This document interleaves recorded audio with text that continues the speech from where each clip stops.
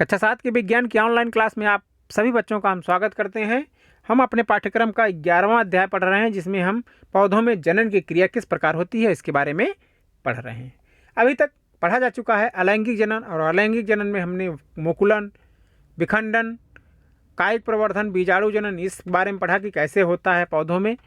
और उसके बाद हमने लैंगिक जनन के बारे में पढ़ा कि पौधे में लैंगिक भाग जो पुष्प का होता है, पौधे का जो लैंगिक भाग होता है पुष्प, उसके कौन कौन से भाग होते हैं, वो क्या कार्य करते हैं, किस तरह जो है निषेचन क्रिया होती है, कैसे परागण होता है, स्वपरागण कैसे होता है, परपरागण कैसे होता है, ये सारी चीज़ों के बारे में अभी तक हम पढ़ चुके हैं। आज की क्लास में हम देखेंगे कि प्रकीर्णन की बात तक पहुँचे थे हम कि प्रकीर्णन होता है बीजों का वितरण विभिन्न भागों माध्यमों से, जल से, वायु से, जंतुओं द्वारा बीजों का वितरित होना हुआ प्रकीर्णन कहलाता है। और उसके बारे में हम पढ़ेंगे कि बीजों का प्रकीर्णन किस प्रकार होता है। एक ही प्रकार के पौधे जो है विभिन्न स्थानों पर हम उगे हुए देखते हैं। ऐसा इसीलिए होता है कि उनके बीज एक स्थान से दूसरे स्थान तक पहुंचाए जाते हैं किसी न किसी माध्यम से। इस क्रिया को हम बीजों का प्रकीर्णन कहते हैं। प्रकृति में बीजों एवं फलों का प्रकीर्णन वायु, जल या जंतुओं के द्वारा किया जाता है।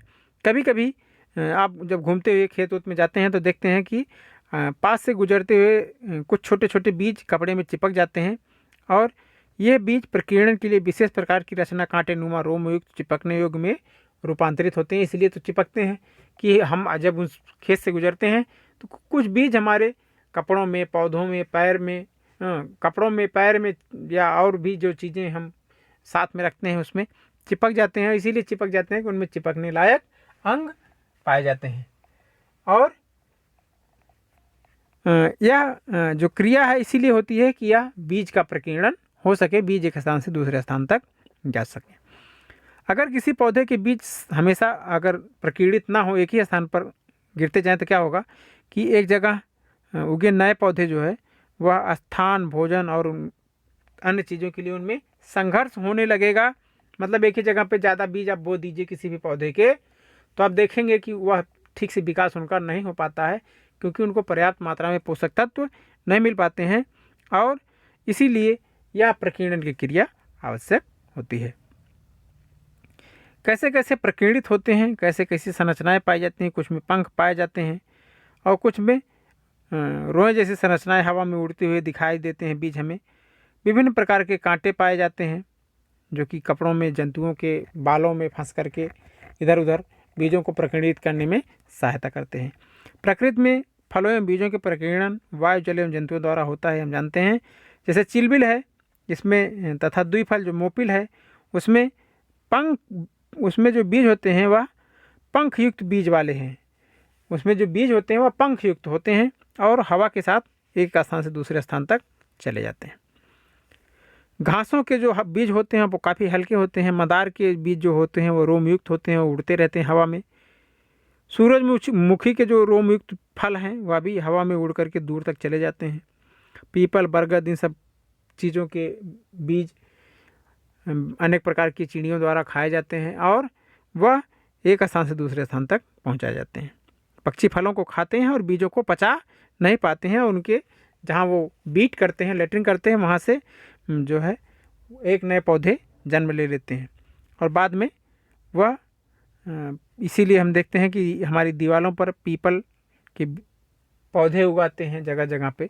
वह इसी कारण होता है कि वहाँ पे चिड़िया खाने के बाद जब लेटरिन कर देती है वहाँ पे, तो वह बीज नहीं सड़ता है। पीपल का बीज खाई होती है, वह बीज सड़ता नहीं है और प्रकीर्णित होकर उस चिड़िया के बीट के माध्यम से हमारे विभिन्न स्थानों तक पहुँच जाता है और उगकर नए पौधे के रूप में विकसित हो जाता है। कुछ पौधे होते हैं जैसे नारियल, इनके फलों का जो आवरण होता है वह रेशेदार, काफ़ी मजबूत होता है और हल्का भी होता है बाहर से, इसलिए जिससे कि यह जल में तैर सकें और यह जल के माध्यम से एक स्थान से दूसरे स्थान तक पहुंच जाते हैं। कुछ बीजों में कंटकी जैसे है, उसके बीज में कांटे जैसी संरचनाएं पाई जाती हैं, हुक जैसी। वह बीज जंतुओं के शरीर से चिपक जाते हैं, दूर तक पहुँच जाते हैं। जैसे यूरेना और जैंथियम, इन चीज़ों के बीज कांटेदार होते हैं और एक स्थान से दूसरे स्थान तक पहुंच जाते हैं। कुछ पौधों के फल जैसे मटर, अरंडी, इनके झटके के साथ फटने वाले फल होते हैं। मटर और अरंडी के, और हवा के साथ, जिससे कि उनके अंदर स्थित बीज जो है वह प्रकीर्णित हो जाते हैं और जनक पौधे से काफ़ी दूर छिटक कर गिरते हैं। तो कई विधियां पाई जाती हैं बीजों के प्रकीर्णन की। चलिए, यह अध्याय पूरा हुआ है और हमने इस अध्याय में क्या क्या सीखा, इसको एक बार रिवीजन कर लिया जाए। हमने यह सीखा कि सभी जीव अपनी जाति की निरंतरता को बनाए रखने के लिए जनन की क्रिया करते हैं। जनन क्यों करते हैं? अपनी जाति को जीवित बनाए रखने के लिए। और पौधों में जनन दो प्रकार का होता है, एक होता है अलैंगिक जनन, दूसरा होता है लैंगिक जनन। कैसे लैंगिक जनन के कौन कौन से भाग होते हैं जो लैंगिक जनन की क्रिया संपन्न करते हैं, इसके बारे में पढ़ चुके हैं। अलैंगिक जनन कितने प्रकार का होता है यह भी हम पढ़ चुके हैं। अलैंगिक जनन में जनन अंग जो है वह भाग नहीं लेते हैं, पौधे के दूसरे भाग द्वारा जनन की क्रिया हो जाती है। और लैंगिक जनन में नर तथा मादा युग्मक के मिलने के फलस्वरूप युग्मनज का निर्माण होता है, एक नए पौधे का बीज बनता है, उस बीज से नए पौधे का जन्म होता है। नर युग्मक पराग कणों के अंदर और मादा युग्मक बीजांड में पाए जाते हैं। पराग कणों का वार्तिकाग्र पर स्थानांतरण, पराग कोश से पराग कणों का वार्तिकाग्र पे पहुंचना, यह परागण कहलाता है।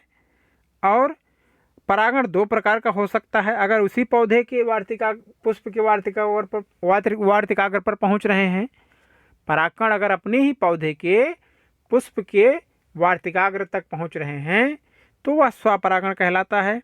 लेकिन अगर दूसरे पौधे पर स्थित पुष्प के वार्तिकाग्र पर चले जाते हैं तो वह परपरागण कहलाता है। परागण की क्रिया वायु, जल या कीटों के द्वारा संपन्न की जाती है। नर और मादा युग्मकों का जो मिलन होता है, जो संयुग्मन होता है, जो जुड़ते हैं दोनों, उस क्रिया को निषेचन कहते हैं। और जो निषेचित अंड होता है उससे युग्मनज का विकास होता है और यही युग्मनज विकसित होकर के, विभाजित होकर के नए भ्रूण का निर्माण करता है। तो इसके बाद हमने देखा कि निषेचन के बाद बीजांड से बीज और अंडाशय से फल बन जाते हैं। फल एक परिपक्व अंडाशय से बनता है। फल जो है वो क्या है? एक परिपक्व अंडाशय होता है।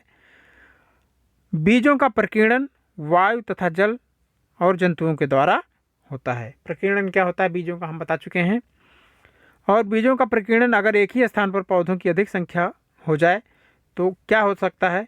यह वृद्धि को रोकेगा पौधे की, उससे सूर्य का प्रकाश पर्याप्त मात्रा में नहीं मिलेगा और जल और खनिज लाने के लिए उनमें परस्पर प्रतिस्पर्धा होगी, इसलिए बीजों का प्रकीर्णन आवश्यक है। तो इसी के साथ यह आज की क्लास और यह अध्याय दोनों समाप्त होते हैं। इस अध्याय से संबंधित कोई भी टॉपिक अगर आपको अभी तक नहीं समझ में आया है तो फ़ोन करके, कमेंट करके, हमसे मिल करके, विद्यालय में आकर के आप उसको क्लियर कर लें। और बाकी हम आपसे मुलाकात करेंगे अब इसके अभ्यास प्रश्नों के साथ कल से। और बाकी घर पे रहें, पढ़ते रहें। हमारी बहुत बहुत शुभकामनाएं।